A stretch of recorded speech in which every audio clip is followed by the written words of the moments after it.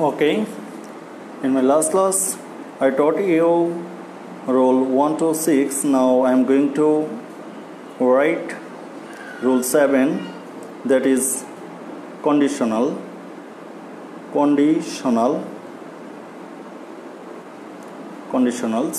So you know what are conditionals, and I am going to introduce the conditionals with you. That is if. আমরা জানি if এর নিয়মটা, কন্ডিশনালের মধ্যে if এর কতগুলো নিয়ম রয়েছে। একটা আমরা জানি যে পরীক্ষায় কিন্তু আমাদের একটি নিয়ম আসে if থেকে, মানে if এর এই নিয়মটাকে বলা হচ্ছে জিরো কন্ডিশনাল। সো এটা আমাদের পরীক্ষার মধ্যে আসে as well as the admission test, এবং অ্যাডমিশন টেস্টের মধ্যে কিন্তু এই জিরো কন্ডিশনালের নিয়মটি খুঁজে পাওয়া যায়। সো অ্যাডমিশনের জন্য কিন্তু তোমাদের জিরো কন্ডিশনাল নিয়মটি মনে রাখতে হবে। সো জিরো কন্ডিশনালের নিয়মটি আমাদের মেডিকেল টেস্টেও আসে, এবং কি আমাদের কমার্সের সি ইউনিটের মধ্যেও কিন্তু এই জিরো কন্ডিশনালের নিয়মটি আসে। So what is conditional? Zero conditional যে রুলসটা সেটা হলো if plus simple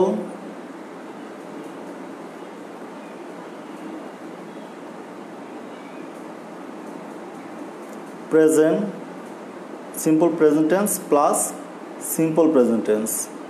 So if plus simple present tense plus simple present tense, এই দুটো যদি থাকে তাহলে কিন্তু এটাকে বলা হচ্ছে জিরো কন্ডিশনাল।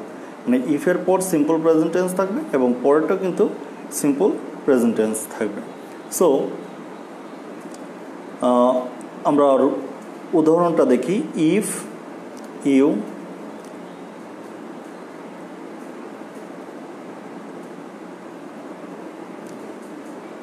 heat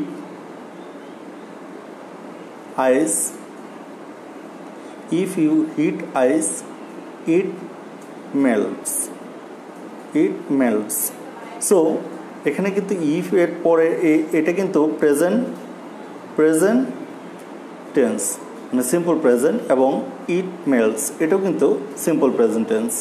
সো যদি if এর পরে সিম্পল প্রেজেন্ট টেন্স থাকে দুইটা অংশেই, এই অংশেও সিম্পল প্রেজেন্ট টেন্স, এই অংশেও সিম্পল প্রেজেন্ট টেন্স, এবং মানে দুইটা ক্লজে কিন্তু সিম্পল প্রেজেন্ট টেন্স, দুইটা ক্লজে যদি সিম্পল প্রেজেন্ট টেন্স থাকে then it is called zero conditionals.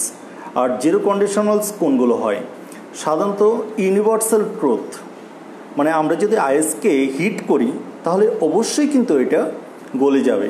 So যদি ইউনিভার্সাল ট্রুথ থাকে, মানে ইউনিভার্সাল ট্রুথ এবং টেকনোলজিক্যাল মেডিকেল সায়েন্স দ্বারা যদি প্রমাণিত থাকে যে এটাই সত্য হবে, হ্যাঁ, মেডিকেল সায়েন্টিফিক ট্রুথ যদি থাকে,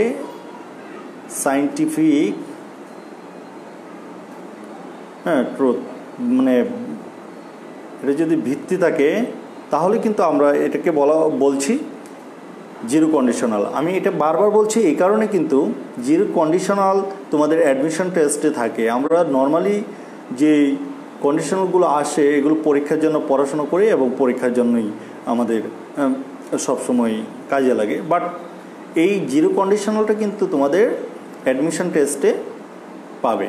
সো আমরা এই জিরো কন্ডিশনালের নিয়মটা মনে রাখব।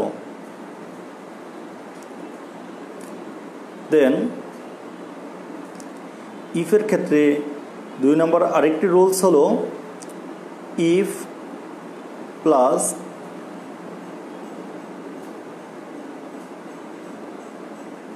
Present indefinite, if plus present indefinite, then subject plus would, could, might plus main verb এর বেস ফর্ম।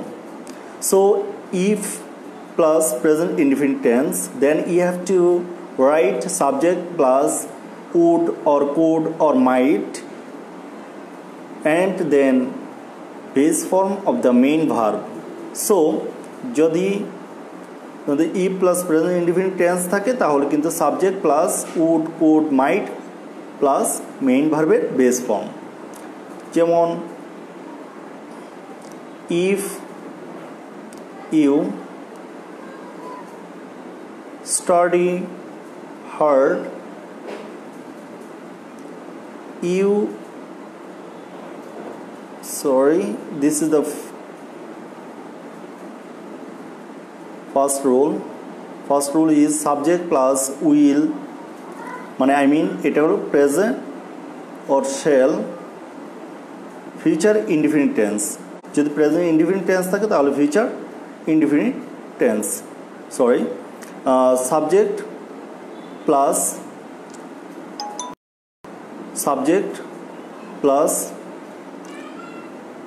shall বা will plus main verb base form। You will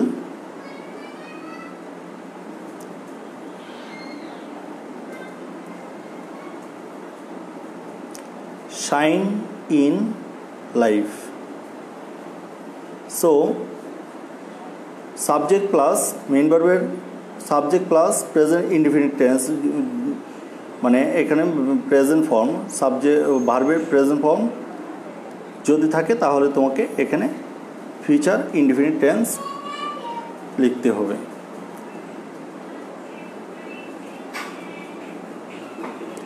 third rule is if plus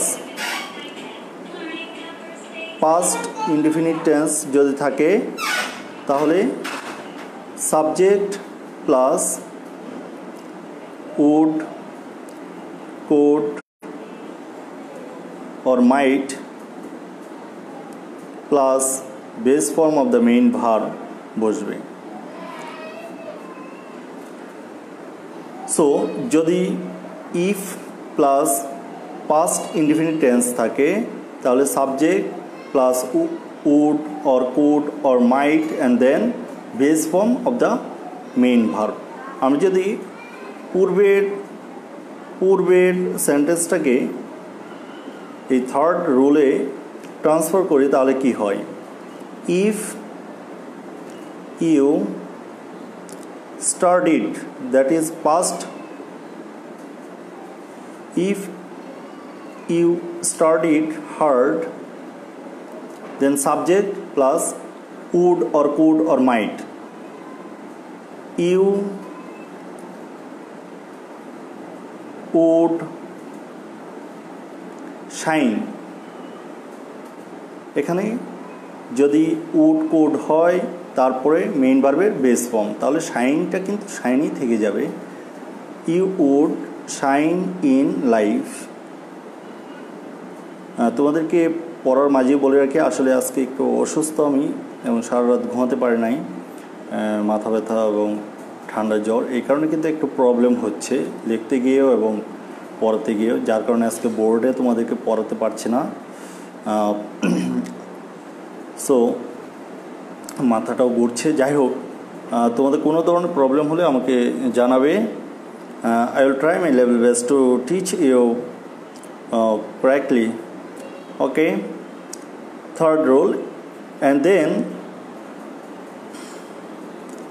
fourth rule, if plus past perfect, if plus past perfect,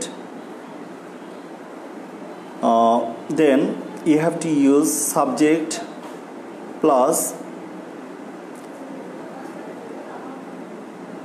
would have, then could have, then might have, then আমরা জানি যে have এর পরে, have বা has এর পরে কিন্তু main ভার্বের পাস্ট পার্টিসিপল ফর্ম বসে, এই বিষয়টা আমাদের মনে রাখতে হবে। তো if plus past perfect tense যদি থাকে তাহলে আমরা সাবজেক্ট প্লাস উড হ্যাভ অথবা কুড হ্যাভ অথবা মাইট হ্যাভ যে কোনো একটি বসে দেন আমরা মেইন প্লাস শাইন মেইন ভার্বের পাস্ট পার্টিসিপল ফর্ম বসাবো সাবজেক্ট প্লাস উড হ্যাভ বা could have might have then main ভার্বের পাস্ট পার্টিসিপল ফর্ম বসাবো সো আমরা উপরে যে থার্ড রুলের এক্সাম্পল এটাকে আমরা ফোর্থ রুলে ট্রান্সফার করি সো ইফ ইউ আমরা পাস্ট পারফেক্ট টেন্স লিখতে গেলে কিন্তু আমাদের হ্যাড লিখতে হবে if you had studied if you had studied hard so if plus past perfect tense then you must write you subject and would have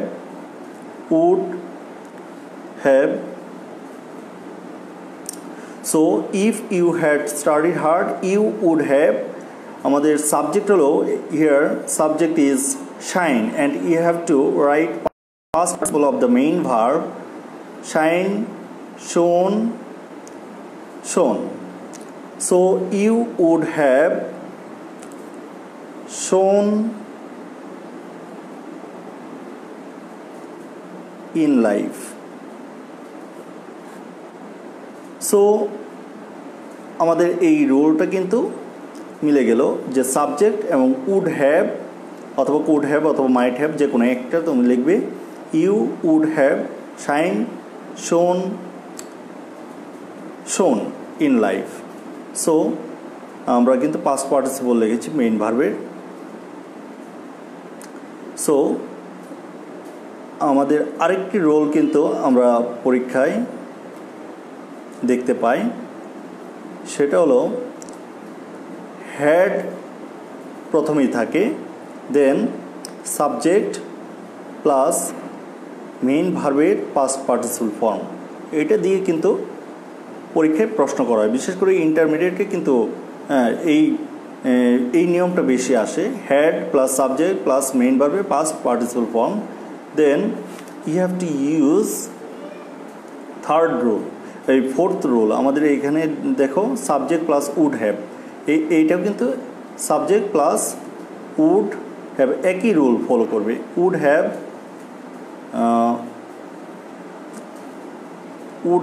then could have then might have so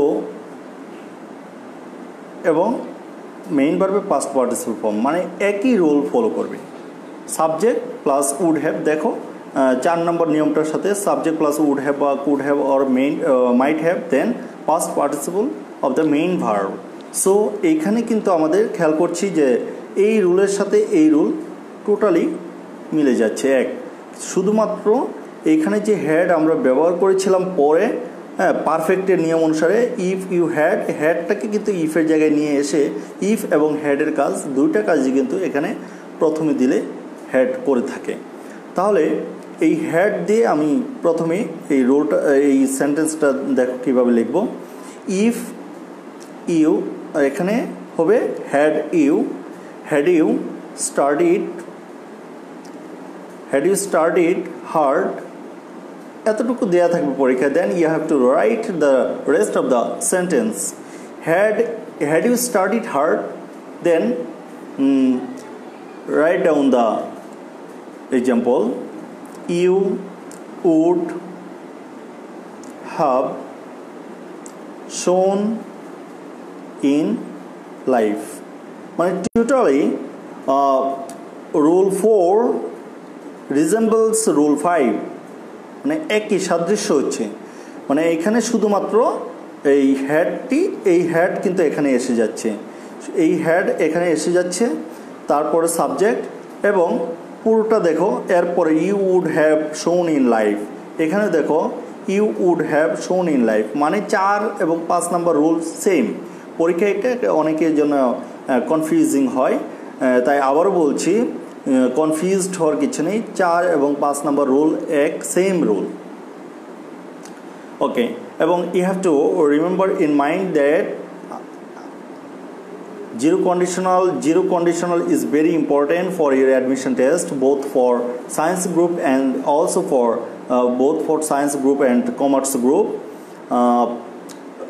science গ্রুপের medical টেস্টে আমরা দেখি যে এই রুলটা zero কন্ডিশনের রুলটা আসে এবং এসছে এবং আমাদের এই কমার্সের কিন্তু বারবার আসছে।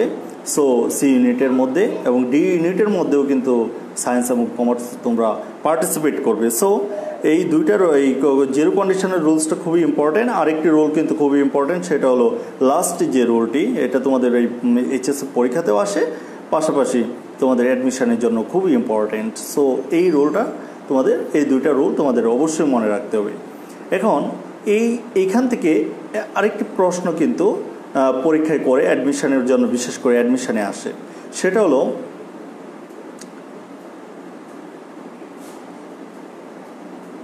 if I had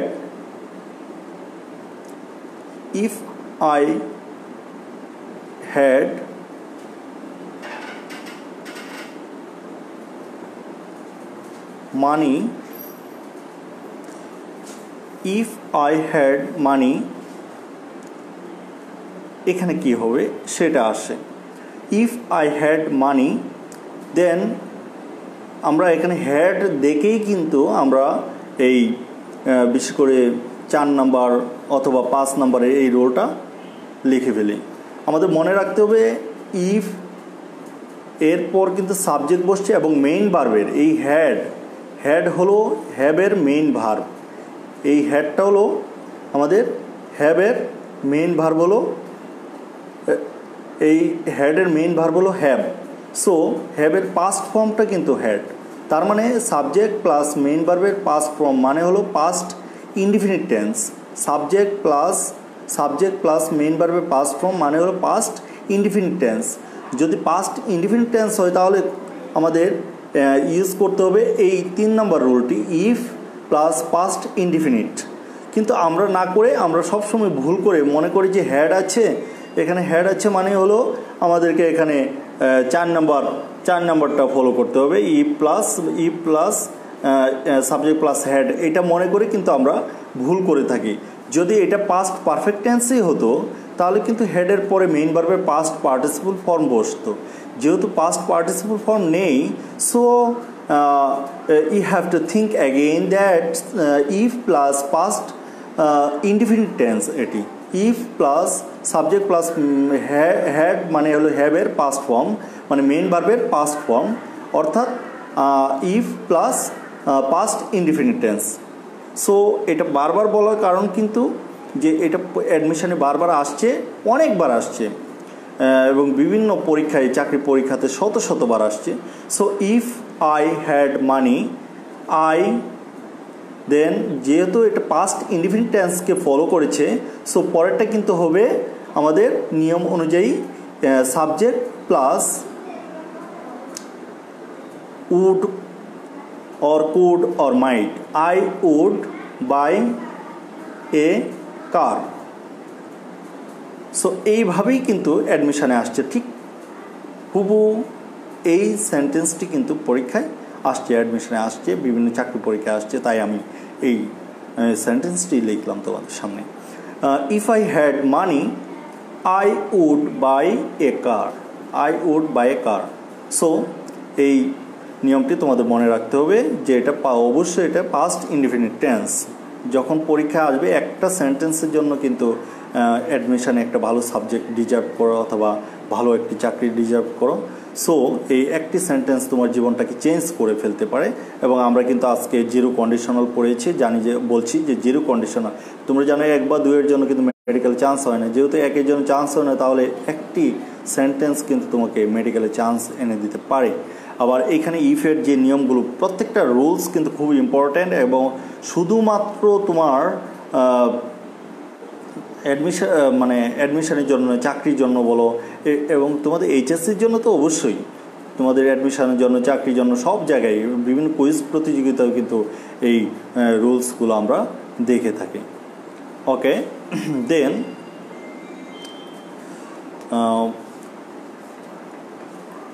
আমরা রুল 8-এ চলে যাব। নাও rule 8. So it is so dot dot dot that. So এবং মাঝখানে যদি অ্যাডজেক্টিভ অর অ্যাডভার্ব থাকে এবং লাস্টে থাকবে that, then you have to use cannot is cannot or couldn't. So cannot or couldn't use করতে হবে, then you have to use base form of the main verb. So আমাদের so dot dot that এই পর্যন্ত দেয়া থাকতে পারে অথবা that এর আগ পর্যন্ত অ্যাডজেক্টিভ পর্যন্ত দেয়া থাকবে, তোমাকে that থেকে এই পুরোটা লিখতে হবে পরীক্ষায়। রুল 8. সো আমরা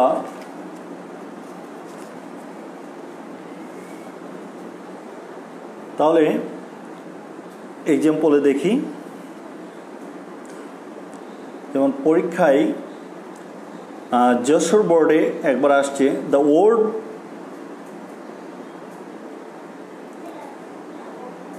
I am so tired that এই পর্যন্ত দেয়া ছিল, যশোর বোর্ডে আসছে 2013 সালে আসছে। I am so tired that মানে আমি এতই দুর্বল যে, যেহেতু আমি অনেক দুর্বল, সো আমি হাঁটতে পারি না অথবা আমি কাজ করতে পারি না, আমি এর চেয়ে বেশি কাজ করতে পারবো না, এই ধরনের সেন্টেন্সে কিন্তু হয়। যদি এই ধরনের সেন্টেন্স হয় তাহলে আমাদের খেয়াল রাখতে হবে এটা হলো present indefinite tense. I am so tired that, present indefinite tense থাকলে কিন্তু আমাদেরকে ইউজ করতে হবে ক্যান নট, আমাদেরকে ইউজ করতে হবে ক্যান নট। দ্যাট এরপরে কিন্তু একটা সাবজেক্টও বসবে, এখানে কিন্তু একটা সাবজেক্ট বসবে, আমি এটা হিডেন রেখেছি শুধু জাস্ট নিয়মটা শর্ট করে মনে রাখার জন্য। মনে রাখতে হবে যে দ্যাটের পরে অবশ্যই সাবজেক্ট বসবে, এছাড়া তো তুমি ক্যান নট অথবা কুডন্ট এই অক্সিলারি ভার্বগুলো বসাতে পারবে না। I am so tired that I cannot work anymore, মানে আমি আর কাজ করতে পারবো না, আমি এতই ক্লান্ত যে আমি আর বেশি কাজ করতে পারবো না। I am so tired that I can not work anymore. তো অবশ্যই তোমাদেরকে খেয়াল রাখতে হবে, তোমরা পরীক্ষায় কিন্তু পারো, মানে তোমাদের you are so brilliant, so you are too brilliant. এই কারণে অনেক সময় একটু নেগেটিভ সাইড, কিন্তু এটা কারণ হলো যে তোমরা মনে করো যে আরে এটা তো পারি আমি, I am so tired that I can not লেখো। এখন যদি এখানে লিখে দিই I was so tired that, তখন কিন্তু তোমাদের আর মনে থাকে না, তোমাদের খেয়াল থাকে না যে এখানে আমি ওয়াজ, যেহেতু ওয়াজ লিখেছি মানে হলো পাস্ট ইনডিফিনিট টেন্স, যেহেতু ওয়াজ আছে তাহলে আমাদের পাস্ট ফর্ম করতে হবে ক্যান নটকে, ক্যান নটের পাস্ট ফর্ম কী হবে couldn't. So I was so tired that I couldn't work anymore, আমি এর চেয়ে বেশি কাজ করতে পারিনি। মানে এখানে যদি পাস্ট ইনডিফিনিট টেন্স থাকে তাহলে অবশ্যই আমাদেরকে এখানে কুডন্ট লিখতে হবে। এই জায়গাটা কিন্তু আমি দেখেছি পরীক্ষার মধ্যে ম্যাক্সিমাম স্টুডেন্ট ভুল করো, মানে ভালো স্টুডেন্টগুলো ভুল করো, কারণ ভালো স্টুডেন্ট ভুল করো এই কারণে তোমাদের ইউ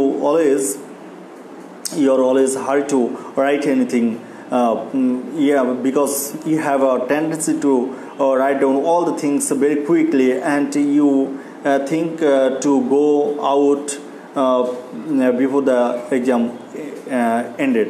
So exam শেষ হওয়ার আগেই তাড়াতাড়ি করে তোমরা বাড়িতে চলে যাওয়ার জন্য তাড়াতাড়ি লিখে থাকো, এটা কিন্তু চরম সত্য কথা, তোমরা মানো বা স্বীকার করো আর না করো। তোমাদের এটা মনে রাখতে হবে যে যদি প্রেজেন্ট ইনডিফিনিট টেন্স থাকে তাহলে ক্যান নট বসবে, আর যদি প্রেজেন্ট পাস্ট ইনডিফিনিট টেন্স থাকে, ওয়াজ থাকে বা ওয়ার থাকে, পাস্ট ইনডিফিনিট টেন্স থাকে তাহলে কুডন্ট লিখতে হবে। ওকে, তাহলে পরীক্ষায় আরেকটা সেন্টেন্স কিন্তু আমরা এখানে দেখে থাকি, সেটা হলো শি ওয়াজ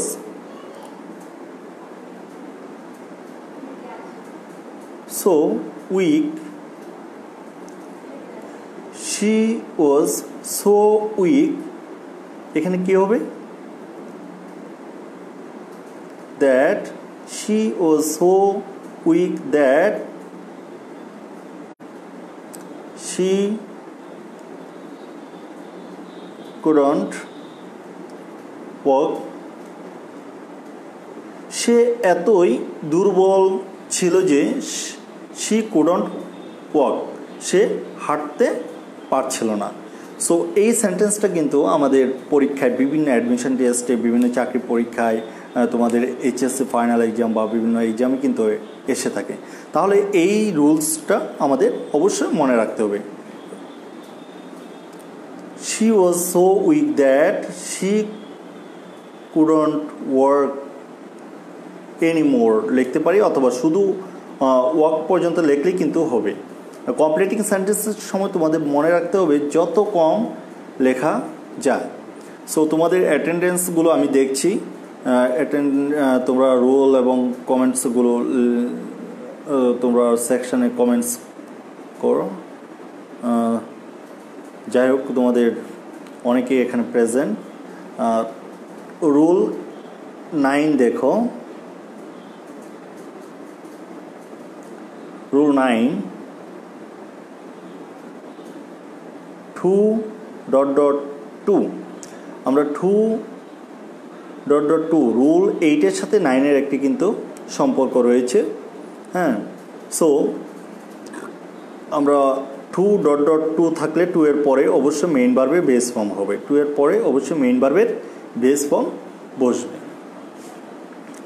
আমাদের এই রুলসটি খুব ইম্পর্ট্যান্ট, এটা আমাদের পরীক্ষায় বিভিন্ন সময় আসে। যেমন এই সেন্টেন্সটিকে দেখো, আমি আগেই বলেছি কিন্তু রুল 8-এর সাথে 9-এর একটি সম্পর্ক রয়েছে, সাদৃশ্য রয়েছে। সো আমরা দেখব যে কিভাবে। এক্সাম্পলটা দেখো, যে আই এম সো টায়ার্ড, এখানে লেখা I am too tired, I am too tired. এখানে আমি কিন্তু বলেছি টু যদি থাকে তাহলে অবশ্যই এখানে টু লিখতে হবে, টু যদি থাকে তাহলে অবশ্যই টু লিখতে হবে। সো টু টায়ার্ড টু এর পরে কিন্তু আমি বলছি মেইন ভার্বের বেস ফর্ম। এখানে দেখো I am so tired that I can not work anymore, এখানে মেইন ভার্বটা হলো ওয়ার্ক, এখানে মেইন ভার্বটা হলো ওয়ার্ক। সো এখানে টু এর পরে কী হবে? ওয়ার্ক হবে, টু এর পরে ওয়ার্ক হবে। I am too tired to work, আর কিছু বসবে না। এর অর্থ কিন্তু এটা এই রুল 8-এর সাথে কিন্তু মিলে যাচ্ছে। এই উদাহরণ দেখো, আমি এত ক্লান্ত যে I can not work anymore, আমি এর চেয়ে বেশি কাজ করতে পারি না।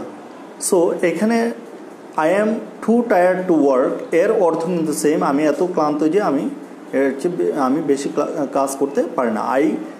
I am too tired to work লিখলেও হবে, অথবা এনি মোরও লিখতে পারো। যদি উপরের সেন্টেন্সের সাথে মেলাতে চাও তাহলে এনি মোরও লিখতে পারো। I am too tired to work লিখলেও হবে, আমি আবার বলছি, অথবা টু ওয়ার্ক এনি মোর এই পুরোটা লিখলেও হবে, দুটোই হবে। আর মনে রাখবে কমপ্লিটিং সেন্টেন্সের মধ্যে যত কম লেখা যায় তত কম ভুল হয়। So we should shorten the sentence as much as possible. And পরের সেন্টেন্সটা দেখো, 2 নম্বর, she was too weak, she was too weak, তারপরটা কি হবে তাহলে? she was too weak to walk। এখানে দেখো she was so weak that she cannot walk, এই সেন্টেন্সটাই কিন্তু আমরা এইখানে লিখতে পারি টু বা টু দিয়ে, she was too weak to walk। এতটুকু লিখলেই কিন্তু আমাদের মূলত সেন্টেন্স শেষ।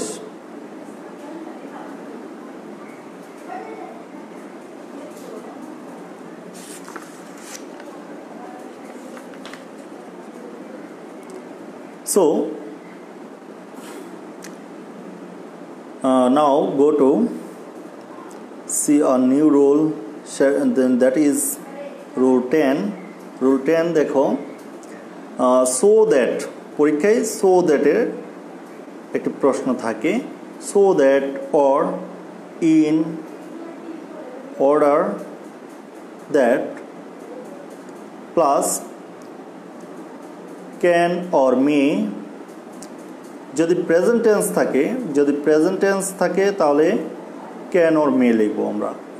so that or in order that এর অর্থ হলো যাতে, so that or in order that এর অর্থ হলো যাতে, এবং এর পরে কিন্তু can or may, মানে যদি প্রেজেন্ট টেন্স থাকে এই পাশে প্রেজেন্ট টেন্স থাকে, এই অংশে প্রেজেন্ট টেন্স থাকে, তাহলে এই পাশে আমরা কিন্তু ক্যান অথবা মে লিখব।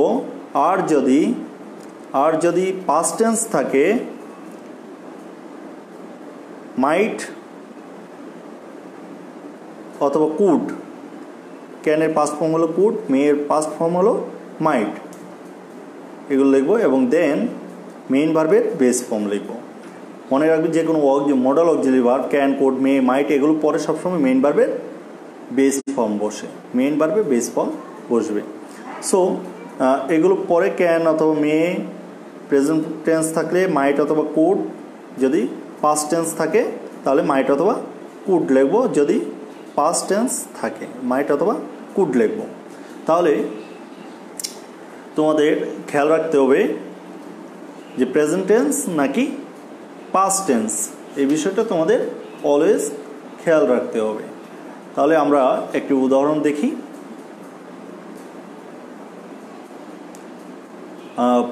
The students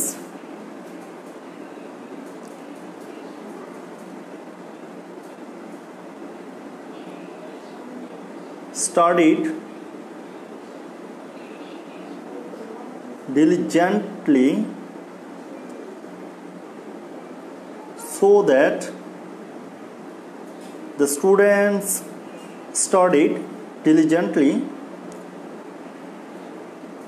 so that যাতে কত পরিশ্রম করে পড়াশোনা করেছিল, নিরলসভাবে পড়াশোনা করেছিল, কত পরিশ্রম করে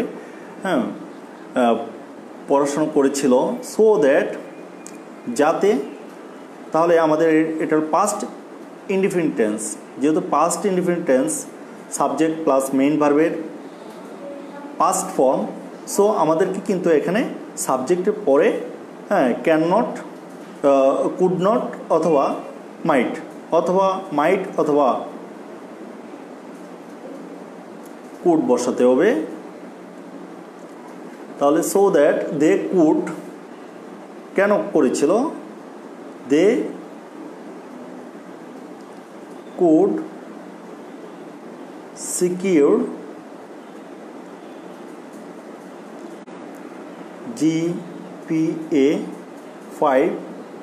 GPA 5 in the exam। সো পরীক্ষায় যেন তারা GPA 5 সিকিউর করতে পায়, এই কারণে কিন্তু তারা এত পরিশ্রম করেছিল। The students studied past indefinite tense। so that এর পরে কিন্তু হবে সাবজেক্ট প্লাস কুড অথবা মাইট, দেন মেইন ভার্বের base form. So the students studied diligently so that they could secure GPA 5 in the exam। আমরা প্রেজেন্ট ইনডিফিনিট টেন্সেও আমরা দেখি।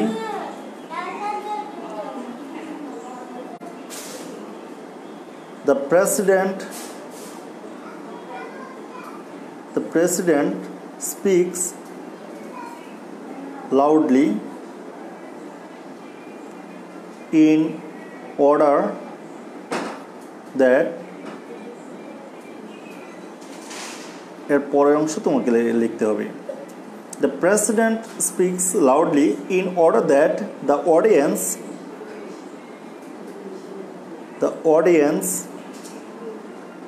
may or ক্যান লিখতে পারি আমরা, মে অথবা can. May here clearly. President loudly বলেছিল কেন? যেন অডিয়েন্সরা, দর্শকরা শুনতে পারে, ক্লিয়ারলি শুনতে পারে। সো এখানে লিখতে পারো Shanta sir speaks loudly in order that we can hear clearly. So এইভাবে যে কোনো সেন্টেন্সে তুমি চেঞ্জ করতে পারো। So then rule 11, that is with the B2 অথবা look forward to, then addicted to, এগুলো পর সবসময় মেইন ভার্বের সাথে আইএনজি বসে।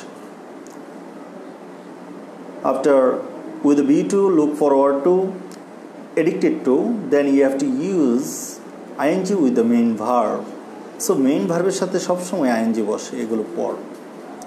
আমরা অনেক সময় টু দেখলেই কিন্তু মেইন ভার্বে বেস ফর্ম বসাই, কিন্তু অবশ্যই তোমাকে মেইন ভার্বের সাথে আইএনজি বসাতে হবে। যদি এগুলো আগে দেখো যে টু এর পূর্বে উইথ বিউ লেখা আছে এবং টু এর পূর্বে লুক ফরওয়ার্ড লেখা আছে এবং টু এর পূর্বে অ্যাডিক্টেড লেখা আছে, তাহলে অবশ্যই মেইন ভার্বের সাথে আইএনজি। আমরা কিন্তু রাইট ফর্ম ভার্বসের মধ্যে এই রুলটা পড়েছি, কিন্তু পরীক্ষায় তোমাদের যদি কমপ্লিটিং সেন্টেন্স এটা আসে তাহলে অবশ্যই তোমাদেরকে আইএনজি বসাতে হবে মেইন ভার্বের সাথে।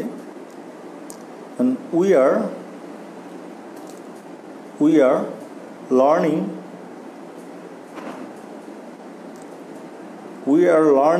the rules of completing sentence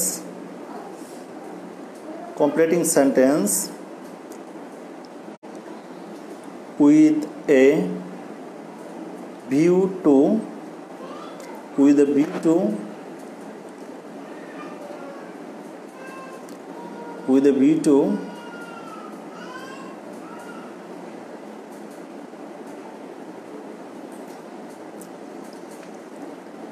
filling the gaps in the exam. আমি একটু বড় করে লিখেছি, মানে নিজের মতো করে বড় করে লিখেছি। So we are learning the rules of completing sentence with the view to পর্যন্ত দেওয়া থাকবে, তোমাদের লিখতে হবে এখানে filling the gaps in the exam. তো পরীক্ষায় এটা কখনোই আসবে না, ভুলেও আসবে না, জাস্ট আমরা কমপ্লিটিং সেন্টেন্স পড়ছি তাই লিখলাম। এইভাবে মেইন ভার্বের সাথে আইএনজি বসে তোমাকে পূরণ করতে হবে filling the gaps in the exam. So আমরা কিন্তু এখানে আরও অনেক অন্যান্য রুলসগুলো যেগুলো পরীক্ষায় আসে সেই রুলসগুলো কিন্তু আমরা লিখতে পারি, শিখতে পারি। সো যেমন we are working hard with a view to shining in life. We are working hard with a view to shining in life.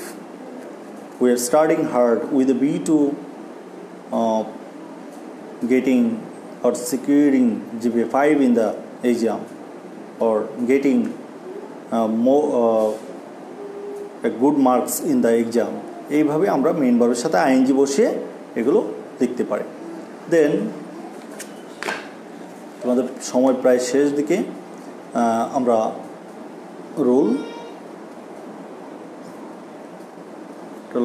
কত 12, rule 12। So can not but আরেকটা হলো can not help. So cannot but এর পর main ভার্বে base form বসে, মনে রাখতে হবে ক্যানট বাটের পর মেইন ভার্বে বেস ফর্ম। এটা কিন্তু অ্যাডমিশন টেস্টেও আসে, ক্যানট বাট প্লাস মেইন ভার্বে বেস ফর্ম, এবং ক্যানট হেল্পের পরে মেইন ভার্বের সাথে আইএনজি বসে। ক্যানট হেল্পের পরে মেইন ভার্বের সাথে আইএনজি বসে। যেমন I cannot but love my students. এর অর্থ হলো আমি আমার স্টুডেন্টদেরকে, ছাত্রছাত্রীদের ভালো না বেসে পারি না। I cannot but love my student, তার মানে মেইন ভার্ব বেস ফর্ম তারপরে extra. So I cannot but love my students, it same meaning, কিন্তু আমাদের রুলটা ভিন্ন। আই ক্যানট হেল্প, লাভ থেকে লাভের সাথে হবে loving my students. I cannot help loving my student, same meaning, আমি আমার স্টুডেন্টকে ভালো না বেশ পারি না। অনেক সময় অ্যাডমিশনে আসে আবার এটা অ্যাডমিশনে এই সেন্টেন্সটা আসে অ্যাডমিশনে। I cannot helping my mother. So খেয়াল করো, আমরা অনেক সময় দেখি যে হেল্প আছে, তাহলে মেন এখানে তো আরেকটা হেল্পের সাথে আইএনজি বসানো যাবে না। আই ক্যানট হেল্প, এখন হেল্পিং মাই মাদার, এটা কেমন শোনা যায়, ওয়ার্ড শোনা যায়, কিন্তু ওয়ার্ড শোনা গেলেও তোমাদেরকে মনে রাখতে হবে হেল্প অবশ্যই মেইন ভার্বের সাথে আইএনজি বসাতে হবে। So help then ING with the main verb. সো এই জিনিসটা আমাদেরকে মনে রাখতে হবে। তাহলে যদি বাট থাকে তাহলে মেইন ভার্ব বেস ফর্ম, আর যদি হেল্প থাকে তাহলে মেইন ভার্বের সাথে আইএনজি, যে কোনো ভার্বে, যেই ভার্বে বসুক না কেন মেইন ভার্বের সাথে। এটা পরীক্ষায় কনফিউজিং লাগে, তাই কিন্তু এটা অ্যাডমিশনে আসে, কনফিউজিংগুলো কিন্তু অ্যাডমিশনে আসে। বাট রুলগুলো কিন্তু আমরা যা এইচএসসিতে, এসএসসি বা এইচএসসিতে যা শিখেছি সেগুলোই আসে, কিন্তু একটু কনফিউজড সেন্টেন্সগুলো কিন্তু পরীক্ষায় দেয়। এই কারণে এইচএসসিতে যদি ভালো করে না পড়ো কখনোই তুমি অ্যাডমিশনে ভালো করবে না। So bear in mind. Actually আমি আবার বলছি, আজকে আসলে একটু অসুস্থ এবং রাতে ঘুমাতেও পারি নাই, যার কারণে ক্লাসটা আজকে বোর্ডে নিতে পারি নাই। সো আশা করি তোমরা বুঝতে পেরেছো। Please pray for me and hope to meet you in my next class. Thank you very much, my students.